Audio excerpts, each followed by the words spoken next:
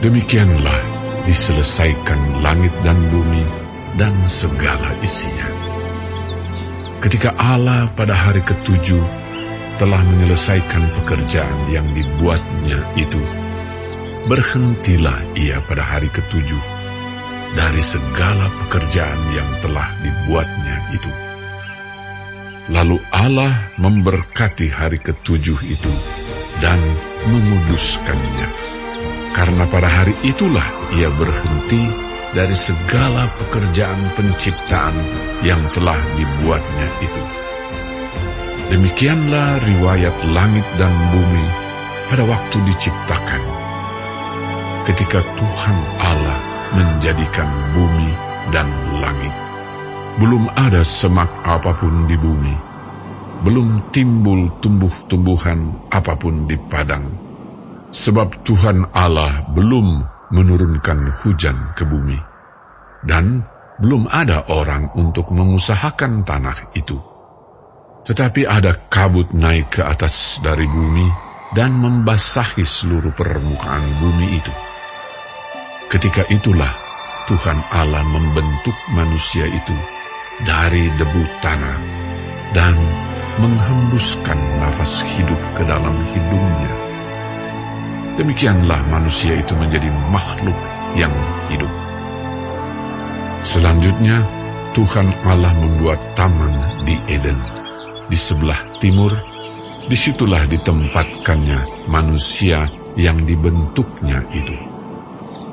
Lalu Tuhan Allah menumbuhkan berbagai-bagai pohon dari bumi, yang menarik dan yang baik untuk dimakan buahnya. Dan pohon kehidupan di tengah-tengah taman itu, serta pohon pengetahuan tentang yang baik dan yang jahat. Ada suatu sungai mengalir dari Eden untuk membasahi taman itu. Dan dari situ, sungai itu terbagi menjadi 4 cabang. Yang pertama, namanya Pison, yakni yang mengalir mengelilingi seluruh tanah Hawila, tempat emas ada. Dan emas dari negeri itu baik. Di sana ada damar bedola dan batu krisopras. Nama sungai yang kedua ialah Gihon, yakni yang mengalir mengelilingi seluruh tanah Kush. Nama sungai yang ketiga ialah Tigris, yakni yang mengalir di sebelah timur Asyur. Dan sungai yang keempat ialah Efrat. Tuhan Allah mengambil manusia itu dan menempatkannya dalam Taman Eden untuk mengusahakan dan memelihara taman itu. Lalu Tuhan Allah memberi perintah ini kepada manusia. Semua pohon dalam taman ini boleh kau makan buahnya dengan bebas. Tetapi pohon pengetahuan tentang yang baik dan yang jahat itu, janganlah kau makan buahnya, sebab pada hari engkau memakannya, pastilah engkau mati. Tuhan Allah berfirman, tidak baik kalau manusia itu seorang diri saja. Aku akan menjadikan penolong baginya yang sepadan dengan dia. Lalu Tuhan Allah membentuk dari tanah segala binatang hutan dan segala burung di udara.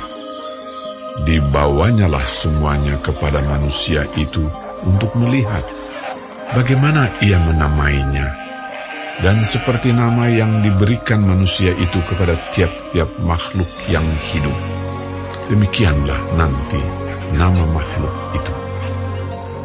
Manusia itu memberi nama kepada segala ternak, kepada burung-burung di udara, dan kepada segala binatang hutan. Tetapi baginya sendiri, ia tidak menjumpai penolong yang sepadan dengan dia. Lalu Tuhan Allah membuat manusia itu tidur nyenyak. Ketika ia tidur, Tuhan Allah mengambil salah satu rusuk daripadanya, lalu menutup tempat itu dengan daging. Dan dari rusuk yang diambil Tuhan Allah dari manusia itu, dibangunnyalah seorang perempuan, lalu dibawanya kepada manusia itu. Lalu berkatalah manusia itu, Inilah dia, tulang dari tulangku, dan daging dari dagingku. Ia akan dinamai perempuan, sebab ia diambil dari laki-laki. sebab itu seorang laki-laki akan meninggalkan ayahnya dan ibunya, dan bersatu dengan istrinya, sehingga keduanya menjadi satu daging. Mereka keduanya telanjang, manusia dan istrinya itu, tetapi mereka tidak merasa malu.